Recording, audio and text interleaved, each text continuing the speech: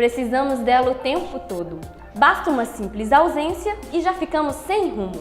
No dia a dia, nem lembramos que ela existe. E se lembramos, é porque ela está lá. Quem tem uma boa sempre diz com orgulho. Quem não confia na própria dá um jeitinho de se apegar a algum recurso. Há quem defenda que ela sempre pode ser melhorada. Mas... esqueci o texto. O que eu ia falar agora? Lembrei. No Eureka de hoje nós vamos falar sobre a memória. É isso aí. E não esquece de entrar com a vinheta. Roda aí!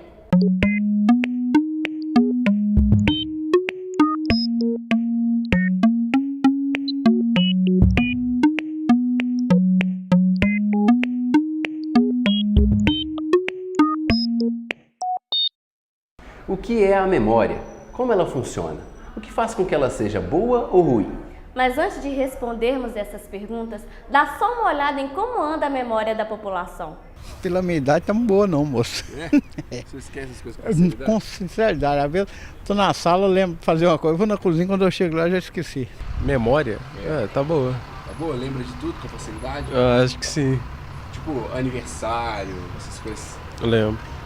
Coisa do dia a dia, carteira, chave... Lembro. Lembra de tudo? Lembro. Desculpa, qual foi a pergunta mesmo? Eu saio do carro e falo, não, esqueci a carteira dentro do carro, eu tenho que voltar. Mais ou menos, essas coisas irrelevantes, tipo almoço que eu almocei ontem, eu não lembro não. Eu tenho a memória ruim. Minha mãe manda fazer alguma coisa, se eu não fizer na hora, eu não vou lembrar não. Eu sou conhecida no meio assim, dos meus amigos como a esquecida, a atrapalhada que sempre esquece as coisas, porque é bem recorrente mesmo no meu dia a dia. De vez em quando eu estou dirigindo, né, aquela preocupação, esqueço para onde que eu estou indo. Acho que isso é normal, todo motorista, né? A data de casamento, você lembra de cabeça? 25/3/2001. Esqueci. Tô nervoso que a minha esposa tá perto. O dia certo, o seu mês, foi setembro de 2014. Mas se engana quem acredita que os problemas de memória só têm a ver com a idade. Gabriele, de 19 anos, relata os desafios constantes na hora de se lembrar das coisas do dia a dia. Minha memória, ela é bastante ruim, tipo, muito mesmo. Constantemente eu esqueço as coisas assim, ou ainda mais objetos, direto eu esqueço num lugar. Por exemplo, eu estou procurando o celular, acho o celular, esqueço a chave de uma mesa, aí eu vou procurar a chave, esqueço o celular de novo. É assim, constantemente. Memória é a capacidade que você tem de adquirir, armazenar e evocar algumas informações. Como funciona? À medida que você vai visualizando, vivenciando determinados acontecimentos, o próprio organismo, o próprio cérebro é estimulado a guardar algumas informações.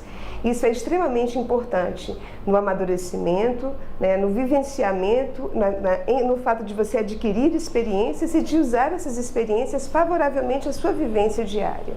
Esta escola, especializada em ginástica cerebral, tem o objetivo de promover o desenvolvimento das potencialidades do cérebro, o que inclui a memória como um dos principais pontos. Várias áreas do cérebro participam desse processo, porque a memória você tem que perceber, você tem que adquirir, você tem que consolidar e você tem que evocar quando você precisar. Marilda procurou o curso para driblar os esquecimentos que começavam a se tornar frequentes e já viu os resultados. São técnicas muito simples e muito inteligentes. São técnicas que no dia a dia a gente poderia fazer, mas não somos despertados para isso. A memória da gente realmente é turbinada, a gente tem um acréscimo muito grande e eu tenho sentido isso nos meus hábitos rotineiros. Estou muito mais alerta, eu estou aprendendo mais a relacionar determinados fatos, fazendo associações, processos mnemônicos, tudo que ajuda a desenvolver mais a memória. Existem dois tipos de memória, uma memória chamada declarativa e uma memória chamada não declarativa. Dentro dessa memória declarativa, existem memórias de imediata, a memória de curto prazo, uma memória de longo prazo, uma memória de longuíssimo prazo. A memória declarativa é aquela memória que você utiliza para experiências do dia a dia. É uma memória que se torna consciente. A memória não declarativa é uma memória inconsciente. Por exemplo, quando você aprende a andar de bicicleta, a tocar um instrumento, você faz isso de uma forma até automática. Quando você está dirigindo, por exemplo, o carro, você não fica pensando qual marcha você vai passar, qual pedal que você vai pisar, fica mais ou menos que no automático. Essa é a memória chamada não declarativa. Dentro da memória declarativa é a memória que se torna consciente. É aquela que se faz. É aquela que se obtém para fatos específicos, para acontecimentos específicos. Eu durmo pouco, também estresse, bastante coisa que eu faço, entendeu? Tipo, eu participo de 2 projetos de extensão, faço monitoria, então a minha memória meio que fica muito seletiva mesmo. Aí, então, qualquer outra coisinha assim que não seja meu foco do dia, eu não vou lembrar. Já aconteceu de eu esquecer meu aniversário. Ano passado eu não lembrava que tipo, o dia seguinte era dia 28 de novembro, não. Não estava lembrando que era meu aniversário. A primeira coisa que a gente tem que pensar é que a memória é uma função do cérebro e o cérebro faz parte do ser humano como um todo, né? Mente sã, corpo são, né? Então tudo que é bom para o nosso organismo, para a nossa saúde, é bom para o cérebro. Uma alimentação muito saudável, né? Água, atividade física, porque oxigena mais o cérebro, e sono. A memória de longo prazo se consolida durante o sono. Uma simples ida ao supermercado também pode ajudar na saúde da memória. Alguns alimentos são ótimos aliados e não podem ser esquecidos na hora das compras. Determinadas substâncias podem agir diretamente nas células cerebrais. Por isso é importante escolher com cuidado os alimentos que colocamos dentro de nossos carrinhos.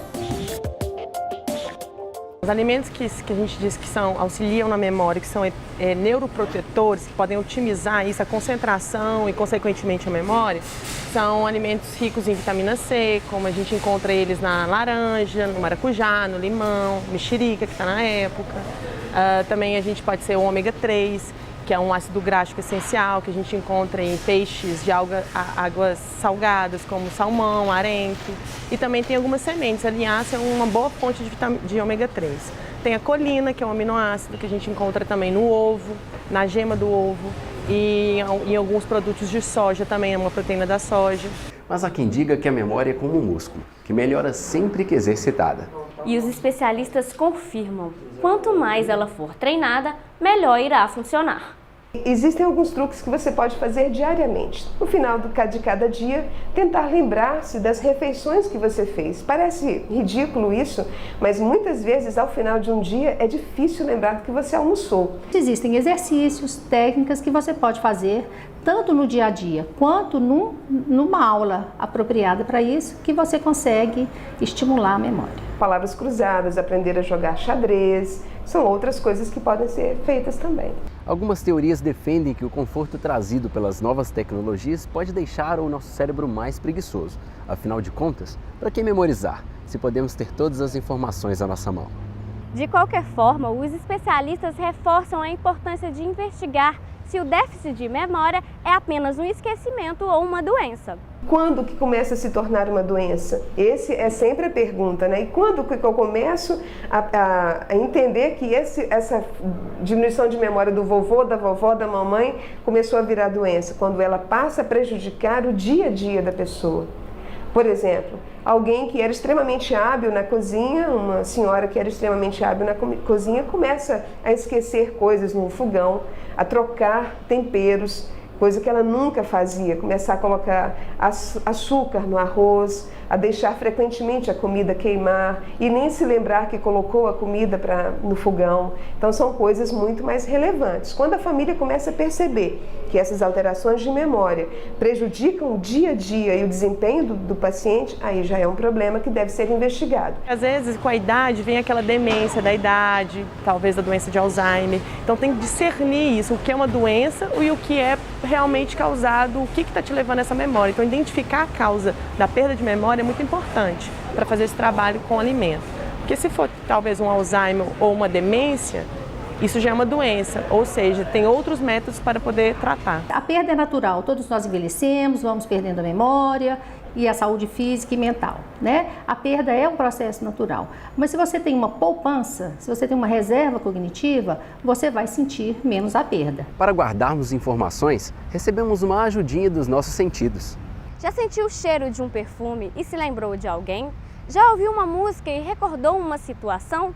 Isso é uma pequena amostra da nossa memória sensorial. Uma outra coisa que você pode fazer é fechar os seus olhos e imaginar um determinado prato que você gosta de comer. Vamos supor, um sorvete de chocolate, e tentar se recordar como é a textura. Quando você coloca um sorvete na sua boca, qual a sensação que você tem? Qual é o cheiro que você tem ao chegar numa sorveteria, na sorveteria que você mais gosta de frequentar. E, além disso, a leitura, né? Ler sempre, ler coisas diferentes. Um exercício interessante para atenção e foco seria: pegue um objeto qualquer na sua casa, no seu trabalho, uma caneta, um copo, e observe este objeto e descreva-o, o seu formato, a sua cor, a sua textura, o seu peso. Isso vai fazer com que você fique atento àquele objeto e não deixe os estímulos externos e nem os estímulos internos, né, que são os pensamentos que ocorrem. Isso é um treinamento para atenção. Consequentemente, ele vai redundar lá na memória.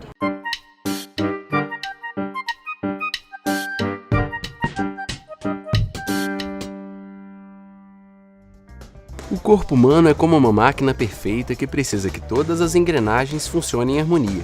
Com a memória, não é diferente. Atividades físicas fazem toda a diferença para o bom funcionamento do nosso cérebro. Você sabia que as células do corpo também possuem memória? Nossos músculos, por exemplo, podem ser programados, e quanto mais cedo você começar a agir, melhor. Quando o indivíduo ele pratica uma atividade física regularmente, podendo ser ou uma musculação, ou uma prática desportiva, né, natação, voleibol, e por algum motivo ele interrompe essa prática por um tempo prolongado, talvez por um motivo de alguma lesão ou falta de tempo, que é muito comum, né, ou por um motivo de saúde, a partir do momento que ele retorna a essa prática da atividade física, ele vai conseguir mais rapidamente, mais facilmente atingir aquele nível de treinamento adquirido anteriormente. Isso é o que a gente chama do processo de memória muscular, que nada mais é do que a capacidade que o nosso músculo tem de lembrar de um estado anterior em que ele se encontrava. Qualquer atividade física vai acontecer esse processo que eu expliquei, de você dar um estímulo, provocar essa alteração, né, que vai provocar alterações morfológicas e funcionais e que gera uma adaptação, que futuramente vai virar a memória muscular caso essa pessoa pare por um tempo e depois volte. Então, musculação, dança, ginástica coletiva, algum esporte, luta, qualquer tipo de atividade física, você vai ter esse processo, então você vai ter essa memória muscular se for necessário. Espero que você tenha aproveitado o programa de hoje para aprender um pouco mais sobre a saúde da memória. Para que você não tenha nenhum branco, anota aí as nossas redes sociais. Até a próxima. Tchau! Tchau!